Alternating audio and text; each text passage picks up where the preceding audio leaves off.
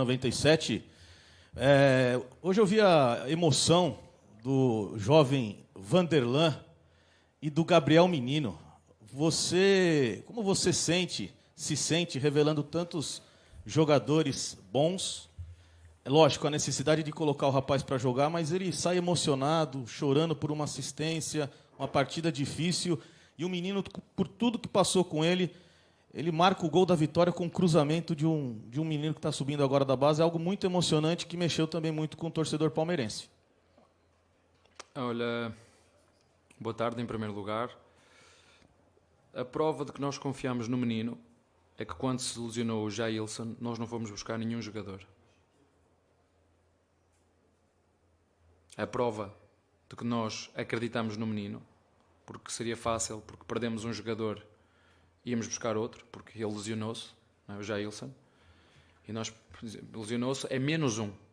E para as pessoas que isto é uma prova daquilo que nós acreditamos nos nossos jogadores, e vamos lhe dar provas e vamos dar oportunidades. Depois cabe-lhe a eles fazer o caminho. Portanto, o menino, não há dúvidas nisso, nós não fomos buscar nenhum 8, mesmo o próprio Jailson tendo-se lesionado, nós fomos buscar ninguém. Sobre o Vanderlan, é o caminho natural. Eu estou aqui há 2 anos e ele estreou-se connosco na Libertadores. E por mérito próprio, hoje é o número 2. Por mérito próprio, hoje é o número 2. Amanhã não sei. Hoje é o número 2. Porque no futebol nós sabemos que há lesões, há castigos, há meritocracia.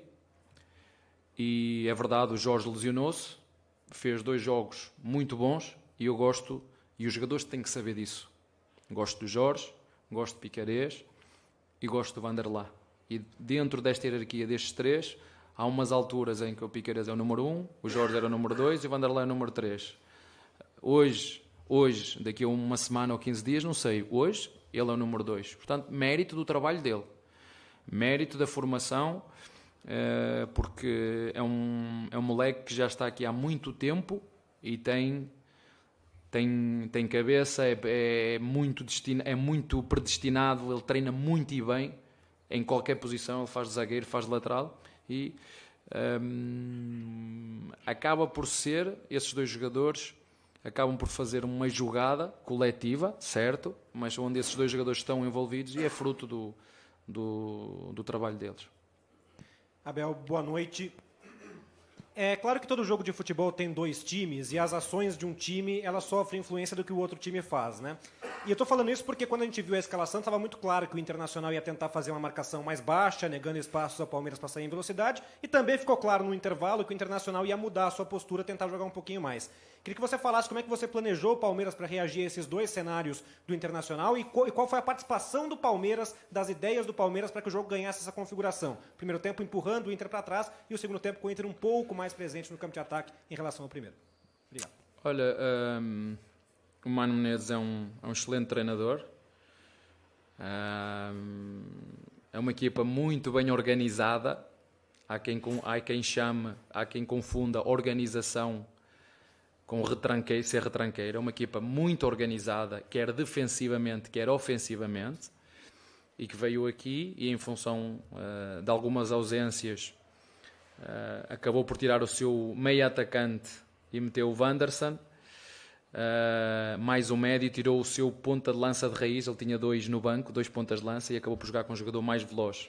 Ocupou o meio campo com 4 jogadores e criou-nos algumas dificuldades, sobretudo na segunda parte. Na primeira parte eu acho que nós entramos muito bem. A nossa intenção, porque sabíamos que íamos sofrer nos últimos 20 minutos, porque vínhamos com um desgaste físico muito grande. A nossa equipa entrou a 70% da bateria, né? Porque não há como recuperar. Íamos ter que sofrer nos últimos minutos e a nossa intenção era entrar como entramos, fortes, e tentar resolver o jogo na primeira parte. Eu ainda gostava de perguntar se o frame, né? Onde é que pararam o frame? Né? Eu só espero e desejo que este campeonato seja resolvido dentro das 4 linhas pelas 2 equipas que têm que ser protagonistas e não por uma terceira. É só isso que eu espero.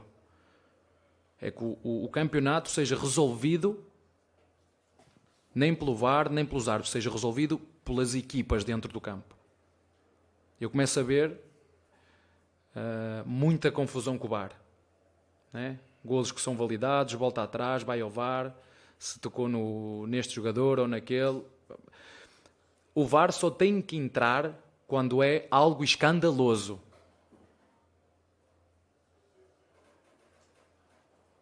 O VAR só tem que entrar quando é algo escandaloso. Quando, para mim, é falta no guarda-redes ou não é, e para ti é, para mim não é, o VAR não tem que entrar. Se o juiz assinalou o golo, é golo. E eu perguntei ao juiz se este VAR era o mesmo de São Paulo.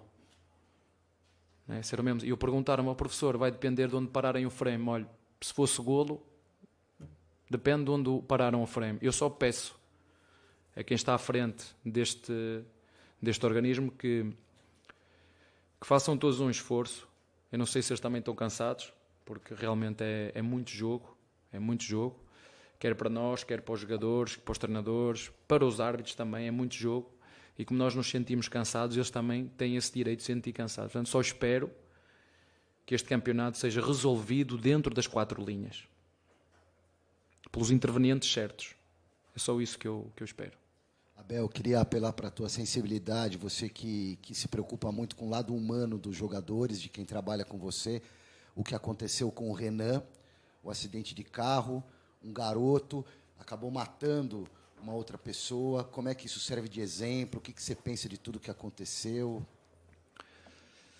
Olha, as minhas primeiras palavras queria que fosse de sincero e profundo pesar e sentimento para a família da vítima, porque de facto é impossível nós recuperarmos o que aconteceu, e o pai daquela família, é impossível. Segundo, todos nós, quando cometemos alguma coisa de mal, temos de estar preparados para as consequências. E terceiro, eu acredito na justiça, e ela tem que ser apurada, e é por isso que ela existe. Portanto, não vou fazer nenhum juízo de valor antes da justiça fazer o seu papel e trabalho. E eu que posso dizer, durante o tempo que eu trabalhei com o Renan dentro do clube, e sei que ele trabalhou no clube desde os 11 anos, sei que foi internacional, eu pessoalmente só tenho coisas boas a dizer dele. E não me vou alongar muito mais nisto. Ele está no clube desde os 11 anos. E, portanto, é o meu comentário que eu tenho a fazer em relação a isso, e não vou comentar muito mais, a não ser, como te disse, dar os meus profundos sentimentos à família da vítima. Abel, boa noite. O Palmeiras agora terá uma semana cheia pela frente, né, depois de tantos jogos. Como que você já planeja trabalhar essa semana, e já sabendo também que o próximo adversário, o Ceará, joga num gramado que, como vocês já tiveram a prova quando enfrentaram Fortaleza, é um campo muito ruim, que tem algumas dificuldades para as equipes que querem jogar futebol? Mas ninguém quer saber disso. Ninguém quer saber do gramado, ninguém quer saber das viagens, ninguém quer saber do tempo de recuperação, ninguém quer saber. Portanto, vamos fazer o melhor que conseguirmos dentro dos recursos que dispomos. Mas só isso. Já vi que essa luta é uma luta perdida, né? Já desde o tempo de Tele Santana. Portanto, eu com isso não vou perder mais tempo com isso. É uma luta perdida. Há quem não queira ir com isto para a frente, e nem vejo a comunicação social tampouco a fazer força, a refletir sobre questões mais profundas. Não há interesse na comunicação falar sobre este tipo de questões. E, portanto, independentemente de como esteja o relevado, independentemente da viagem de 4 horas, independentemente do calor, né, vamos fazer o que fizemos até agora. Que a única coisa que eu peço aos nossos jogadores é darem o melhor deles, seja onde for, seja contra quem for, e jogar para vencer. E é isso que nós vamos fazer. Mesmo jogando com as pilhas a 70%, como foi hoje. Depois chegar ao final, fazer juízo, isto e aquilo, é desumano o que nós fazemos com estes jogadores, mas ninguém quer saber. Vocês já viram algum estudo feito sobre o número de lesões que existe neste campeonato? Alguém tem interesse nisso? Alguém faz esse estudo? Não querem saber. Portanto, se não querem saber, vamos todos. Vida que segue, não é? Vida que segue. Então, tudo bem. Boa noite, Miguel Salek, Rede Nacional de Notícias. Queria que você falasse sobre a torcida que, depois do gol de empate, como você já disse antes, que o Chiqueiro pegou fogo e ficou cada vez mais, ficou muito inflamado de uma forma pouco antes, já vista, mas pouco antes vista nesses últimos jogos, né? E falasse também da campanha dos 39 pontos, você fala no seu livro lá da campanha com G8, G11, 15 e 24 pontos. Qual o seu panorama de avaliação disso? O que você acha que tem que melhorar para frente? Obrigado. Muito boa pergunta. Obrigado pela pergunta que fizeste. E obrigado aos nossos torcedores por acreditarem na equipa até ao fim. Acho que hoje, sem o apoio deles, mesmo sofrendo o golo, nos ajudaram. Fomos buscar energias onde eu acho que nós não tínhamos. E isso fez com que os nossos jogadores acreditassem até ao fim. Sendo que na segunda parte o nosso adversário criou 2, 3 oportunidades muito boas para fazer golo, e com sorte, não é? Com sorte, o nosso, ou como que vocês quiserem chamar, com sorte, uma delas bateu na trave, e 2 competência do nosso goleiro, porque aí é competência, aí não é sorte, é competência. Nós também metemos 2 na do nosso adversário. O Dudu também teve uma grande defesa do goleiro, mas acho que foi um bom jogo, onde o Internacional na segunda parte cresceu, não podemos mentir, cresceu, e foi, na minha opinião, pelas capacidades físicas, mais mobilidade, mais dinâmica, mais frescos para poder tomar boas decisões, e nós com a nossa alma, com o nosso coração, com a ajuda dos nossos torcedores, ganhamos porque acreditamos até ao fim. E, na minha opinião, com alguma felicidade, mas pelo que fizemos na primeira parte e durante o jogo todo, de forma mais justa, na minha opinião. Em relação aos pontos, eu já vos disse, a nossa batalha este ano é jogo a jogo. Jogo a jogo, jogar para os 3 pontos. Eu disse-vos também que não sabia como é que a equipa ia reagir, já disse isso muitas vezes, em função do calendário, em função de jogos. Perdemos muitos jogadores, temos vários jogadores fora por lesões, mas como nós temos, outras equipas também os têm. E, portanto, fizemos o rodízio que tínhamos que fazer, e vamos continuar a dar o nosso melhor, jogo a jogo. Aqui não adianta muito nós estarmos aqui a criar quem é, quem pode ser, quem vai ser. Há muitos candidatos à mesma cadeira. Vocês veem como está tudo embrulhado, portanto, os primeiros 4, 5 são todos candidatos ao título. E nós, jogo a jogo, e no final, sim, olhamos para a tabela classificativa, porque aí é quando há a bandeirada de xadrez, e aí não há formas de dar a volta. Durante o percurso, vai haver um à frente, outro atrás, primeiro, segundo, terceiro, e assim vai. Abel, boa noite. Ainda sobre a pontuação dos 39 que o Palmeiras termina após as 19 rodadas, 20 foram conquistados como mandante e 19 como visitante. Qual que é a leitura que você consegue fazer desses números? É um equilíbrio que talvez seja o necessário para o Palmeiras chegar no final do ano com o título de Campeonato Brasileiro? Ou essa margem muito próxima talvez indique que o Palmeiras precise de um melhor aproveitamento dentro de casa, alguns pontos que acabaram escapando aqui no Allianz Parque nesse primeiro turno? Obrigado. Olha, eu ainda não olhei muito bem para os números, mas tem pessoas que o fazem e que esses números traduzem competência da nossa equipa. Não é a minha opinião, é facto. Porque há opiniões contraditórias, uns que gostam mais, outros que gostam menos. Eu troco 60%, 70% de posse de bola, ou 40% por mais 10 finalizações, porque para mim o futebol é golo. E as pessoas, não é? Porque eu lembro do Guardiola estar no Bayern de Munique e as pessoas acharem entediante, porque é toca, as pessoas não havia. As pessoas querem Klopp, verticalidade, querem golos, querem oportunidades, querem samba, não é? E não sertanejo. Não é? Quem gosta de sertanejo, é mais direto ao assunto, é criar oportunidades de golo, é rematar à baliza e não estar a aquecer a bola, não é? Mas isso eu respeito de todas as formas. Os números dizem que somos uma equipa muito competente. Os números dizem isso.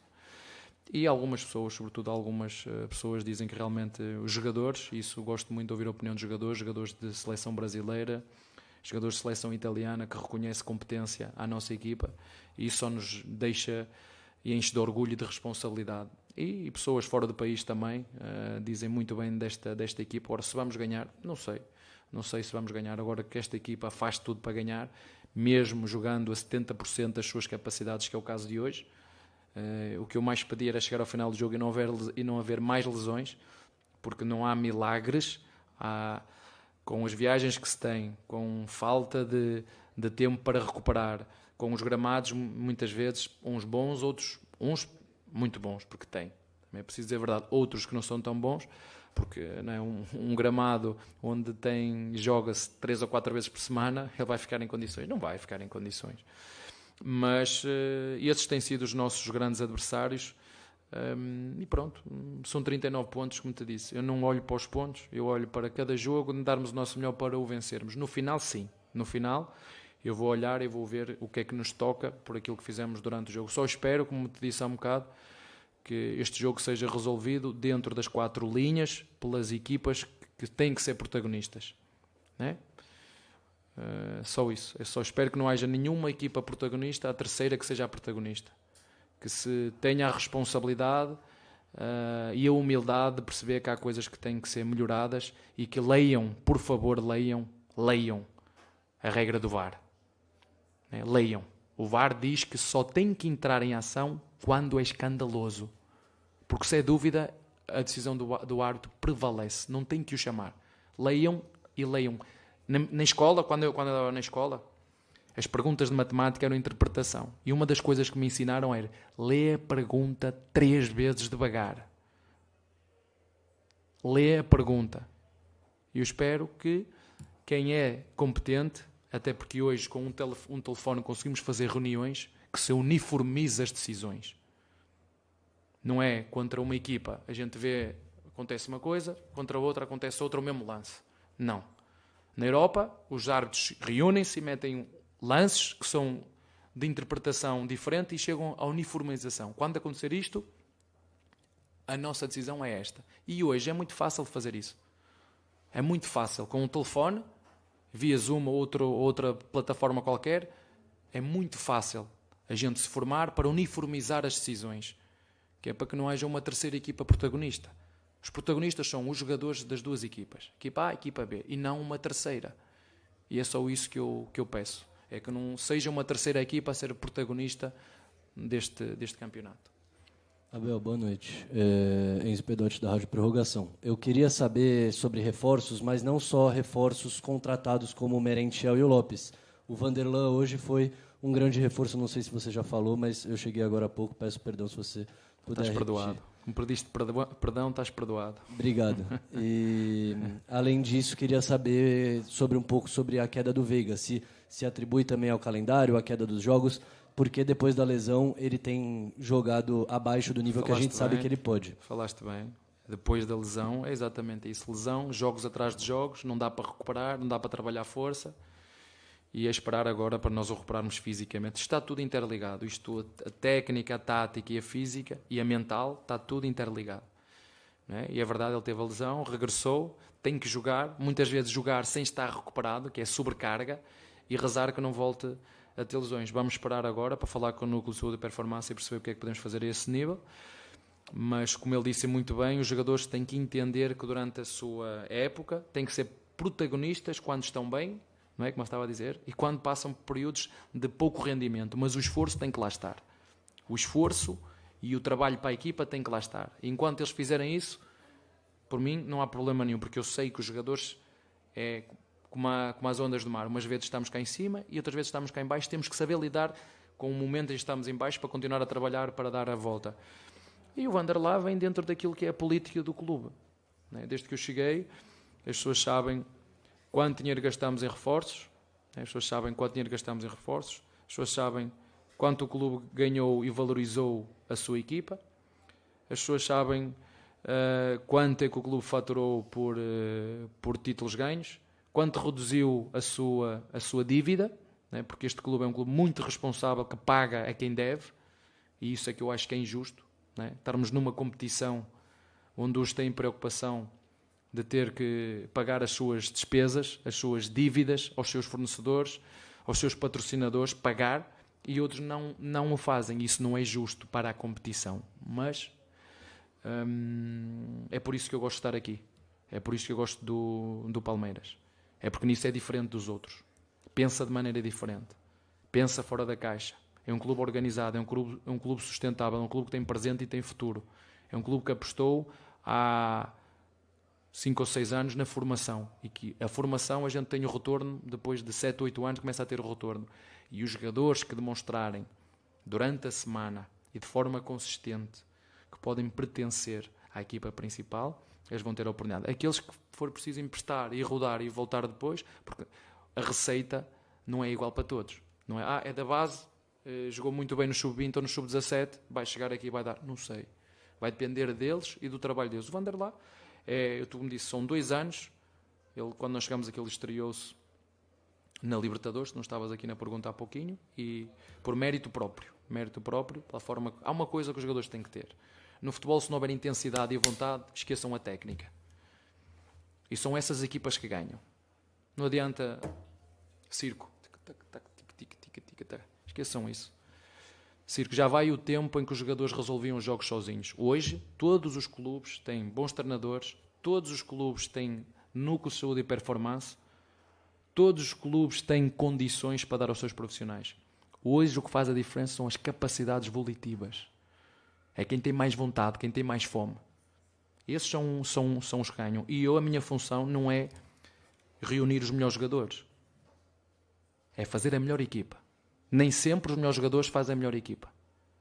Esse é que é o segredo das equipas que ganham mais vezes ou que estão sempre nas finais. São equipas.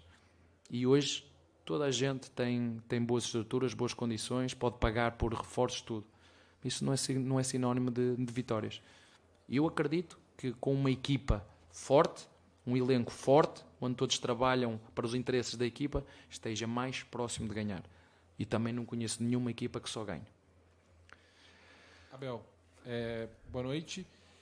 Você, durante a entrevista, falou que o time dessa vez estava com mais ou menos 70% da bateria e que nos últimos 20 minutos vocês já imaginavam que o time sofreria. E aí, mais ou menos nesse momento, você faz uma troca que alguns torcedores não entenderam, que saiu o Dudu, entre o Wesley. Eu queria saber, primeiro, se isso faz parte desse seu plano, dessa avaliação física da equipe. E uma segunda pergunta, vocês agora vão jogar no sábado, né? Você vai ter um tempo aí que é meio raro para você para trabalhar. Qual que vai ser o principal foco? O que vocês estão planejando assim, nesse momento que a gente vê que a equipe está um pouco mais desgastada? Qual que vai ser o grande foco de vocês nessa semana quase cheia aí que vocês vão ter de treino? Olha, reparem, não sou eu, se vocês virem as substituições dos grandes treinadores e dos treinadores brasileiros, os jogadores são aceleradores de jogo, os pontas são aceleradores de jogo, e a partir de determinada altura começam a perder energia e só começam a jogar com bola. E vocês reparam, as melhores equipas, os primeiros jogadores a sair, centroavante, pontas, são os jogadores que é refrescar a equipa, senão então eu só tinha 11 jogadores. Dizia, presidente, só quero 11 jogadores e jogam sempre os mesmos. Não é assim que funciona. Hoje jogas tu, amanhã joga o outro e nós queremos rendimento, produção, golos. E, portanto, em relação a isso, faz parte, para mim é perfeitamente normal, aos 60, 70 minutos, ter que trocar os pontas. Não é? Mas é comigo e é com toda a gente. São aceleradores de jogo. Chega uma altura que não há energia, não chega a ficar ali à espera que a bola me chegue para eu resolver. É preciso para a frente e para trás.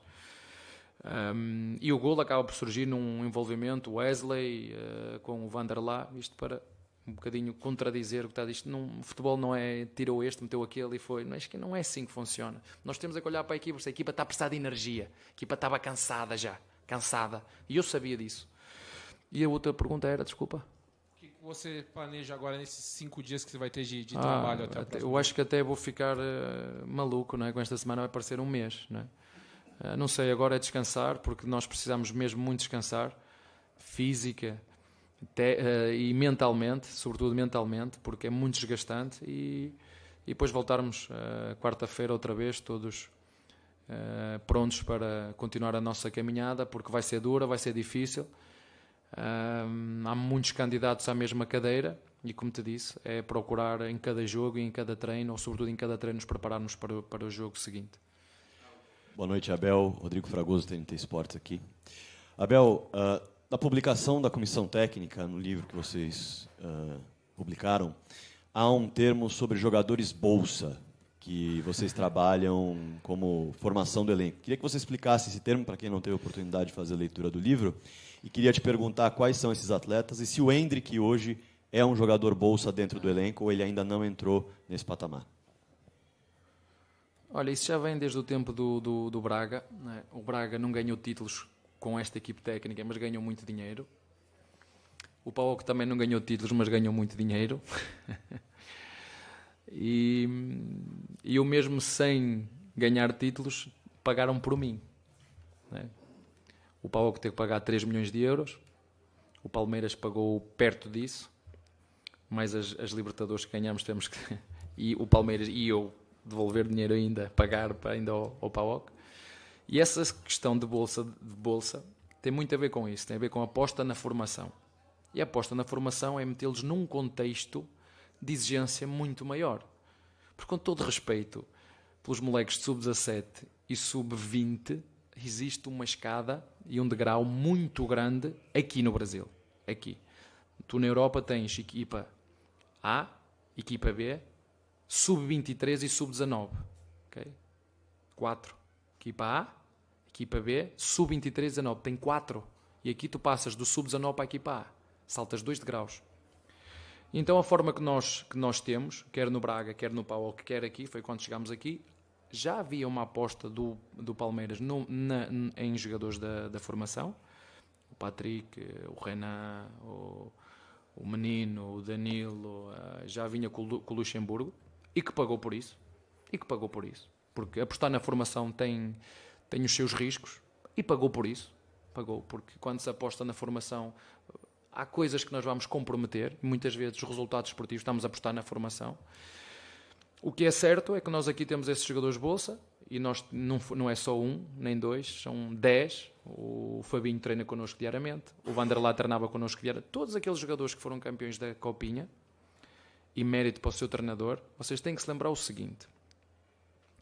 No ano anterior já tinham competido nos últimos 3 ou 4 jogos do Brasileirão. Ou seja, foram sujeitos a uma exigência superior. Isto é uma experiência para eles espetacular. Para o Vanderlá, para o Naves, para o Garcia, para o Fabinho, para o Bicalho, para o Gabriel Silva, enfim, todos aqueles que jogaram, que eu não me estou aqui a lembrar, mas no elenco eram 16 e que nós vamos dando a oportunidade quando temos. Agora, nós temos uma estrutura, temos 22 jogadores, temos 2 jogadores por cada posição e o terceiro, porque é preciso ter muitos jogadores, é sempre o da base.